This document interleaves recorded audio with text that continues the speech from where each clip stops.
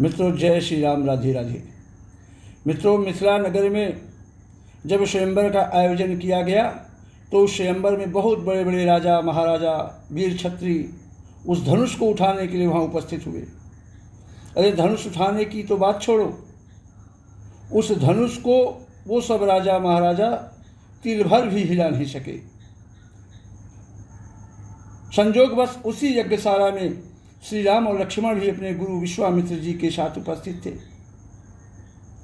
उस राज्यसभा में कुछ दुष्ट राजाओं के मन में राम और लक्ष्मण के प्रति कुविचार आया कि अगर ये धनुष उठा भी लेते हैं, धनुष का खंडन भी कर देते हैं, तो सीता जी को यहाँ से ये नहीं ले जा सकते। मित्रों, आज की कथा मैं यहीं से प्रारंभ करता हूँ। अगर वीडियो अच्छा लगे तो चैनल को सब्सक्राइब और लाइक अवश्य कर दीजिएगा। तसीय बियाह विराम गरब दूरी करिन पन्हि के, जीत कोशक संग्राम दशरथ के रन बाकुरे। उसी स्वयंवर सभा में कुछ धर्मात्मा राजा, भगवान के भक्त राजा भी उपस्थित थे। उन लोगों ने कहा कि ये राम और लक्ष्मण राजाओं के गर्व को दूर करके और धनुष को तोड़ करके सीता जी को अवश्य ब्याहेंगे।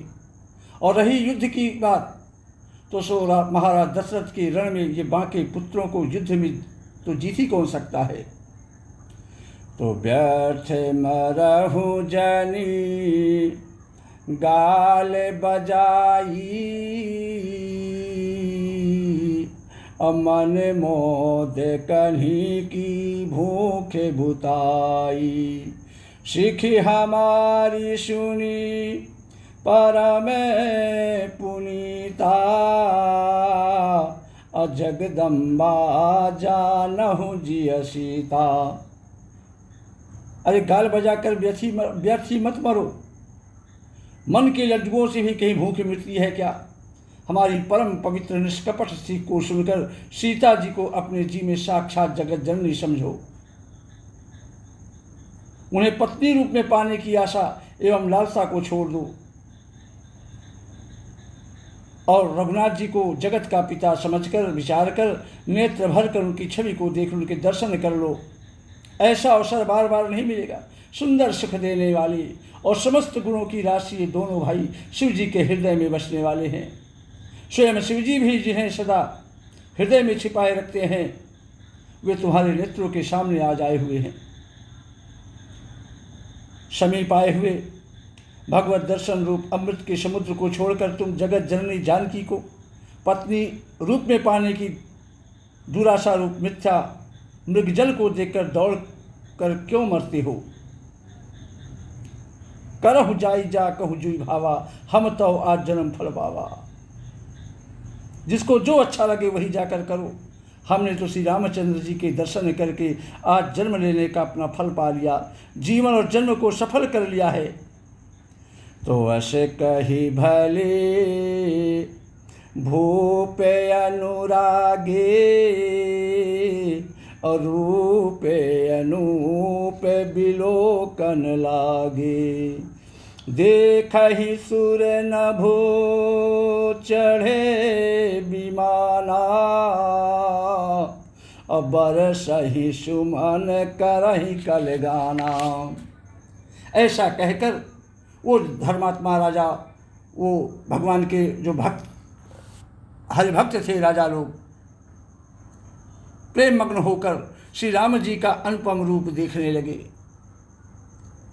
मनुष्यों की तो बात ही क्या, देवता लोग भी आकाश में विमानों पर चढ़े हुए दर्शन कर रहे हैं और सुंदर गाने करते हुए फूल बरसा रहे हैं। तो जानि शुभ अवसर सिय तब पठई जनक बोलाई, चतुर सखी सुंदर सकल सादर चली लवाई। जानि सुअवसर सिय तब पठई जनक बोलाई। तब सुअवसर जानकर, अच्छा समय जानकर महाराज जनक जी ने सीता जी को बुला भेजा। सब चतुर और सुंदर सखियाँ आदर पूर्वक उन्हें लिवा चली। तो शीय शोभा नहीं जाई बखानी, और जगदम्बिका रूप गुण खानी।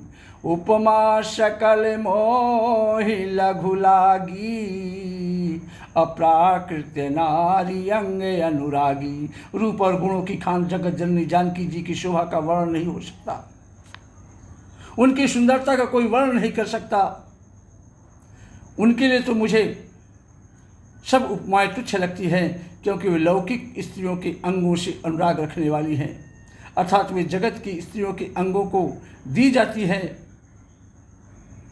उन्हें भगवान की स्वरूपा शक्ति श्री जानकी जी के अप्रकृत चिन्मय अंगों के लिए प्रयुक्त करना, उनका अपमान करना और अपने को उपहास मत बनाना है। सीता जी के वर्णन में उन्हीं उपमाओं को देकर कौन कुकवि कहलाए और अपयश का भागी बने। यदि किसी स्त्री के जौ पट तरिहु तीय समसिया, जग अस जुवति कहाँ कमनिया। यदि किसी स्त्री के साथ सीता जी की तुलना की जाए तो संसार में ऐसी सुंदर युवती है ही कहाँ जिसकी उपमा उन्हें दी जाए। पृथ्वी की स्त्रियों की तो बात ही क्या है, देवताओं की स्त्रियों को भी यदि देखा जाए तो हमारी अपेक्षा कहीं अधिक दिव्य और सुंदर है। तो उनमें सरस्वती तो बहुत बोलने वाली है, पार्वती अर्धांगिनी है, अर्थात अर्ध नारी नटेश्वर के रूप में उनका आधा ही अंग स्त्री का है, शेष आधा अंग पुरुष शिव जी का है। कामदेव जी की स्त्री विश्व बारुणी बंधु प्रिय जेही, और कहू रमा सम किम वैदेही। और कामदेव की स्त्री रति पति को बिना शरीर का जानकर बहुत दुखी रहती है, और जिनके विष और मध्य जैसे प्रिय भाई हैं, उन लक्ष्मी के समान तो जानकी जी को कहा ही कैसे जाए। तो जो छवि सुधा पयोनिधि होई, अपरम रूपमय कच्छपु सोई। शोभा रजु मंदारु सिंगारू, मथय पानी पंकज निज मारू। जिन लक्ष्मी जी की बात ऊपर कही गई है वे निकली थी खारे समुद्र से, जिसको मथने के लिए भगवान के अति कर्कश पीठ वाले कच्छप का रूप धारण करना पड़ा। रस्सी बनाई गई, महान विस्तार वासुकी नाग की मथाने का कार्य किया। अस्य कठोर मंद्राचल पर्वत ने और उसे मथा, सारे देवता और दैत्यों ने मिलकर उसको मथा। शोभा रज मंदर सिंगारू, मथय पानी पंकज निज भारू। सारे देवता और राक्षसों मिलकर उसको मथा।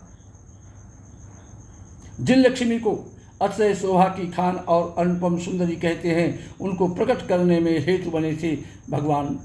सब असुंदर एवं स्वाभाविक ही कठोर उपकरण, ऐसे उपकरणों से प्रकट हुई लक्ष्मी श्री जानकी जी की क्षमता को कैसे पा सकती है।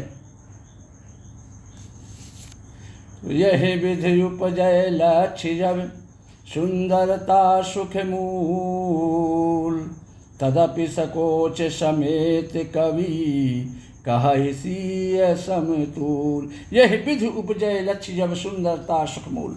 इस प्रकार जब सुंदरता और सुख को मूल लक्ष्मी उत्पन्न हो तो भी कभी लोग उसे संकोच के साथ सीता जी के समान ही कहेंगे। तो चली संग ले सखिया सयानी, अगावत गीत मनोहर बानी। सोह नवल तनु सुंदर सारी, अजगत जननी अतुलित छवि भारी। सयानी सखियाँ सीता जी को साथ लेकर मनोहर वाणी से गीत गाती हुई चली। सीता जी के नवल शरीर पर सुंदर साड़ी शोभित है। जगत जननी की महान छवि अतुलनीय है। इनकी सुंदरता का वर्णन नहीं किया जा सकता। भूषण सकल सुदेश सुहाई, अंग अंग रच सखिन बनाई। और रंग भूमि जब सी पगुधारी, और देख रूप मोहे नर नारी। भूषण सकल सुदेश सुहाई, सब आभूषण अपनी अपनी जगह पर शोभित हैं जानकी जी के शरीर में। जिन्हें सखियों ने अंग अंग में भली भांत सजाकर पहनाया था। और रंग भूमि जब सी पगुधारी देख रूप मोहे नर नारी। और जब जिस समय सीता जी रंग भूमि में पैर रखा तब उनका रूप देखकर स्त्री पुरुष सभी मोहित हो गए, जो कि ऐसा नहीं होता, स्त्री को देखकर स्त्री मोहित नहीं हो सकती। लेकिन सीता जी जिस समय रंगभूमि में पैर रखा उस समय स्त्री और पुरुष दोनों मोहित हो गए सीता जी को देखकर। तो हर शिशुरन है दुदुम्भी बजाई, बरसी प्रसून अक्षरा गाई। पानी सरोज सोह जयमाला,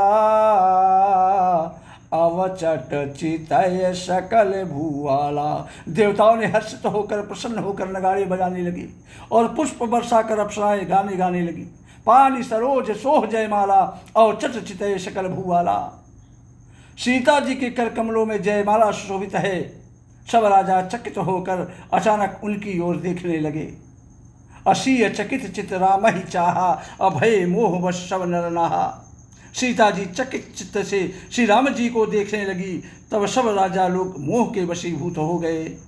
तो मुनि समीप देखे दो भाई, और लगे ललक लोचन निधि पाई।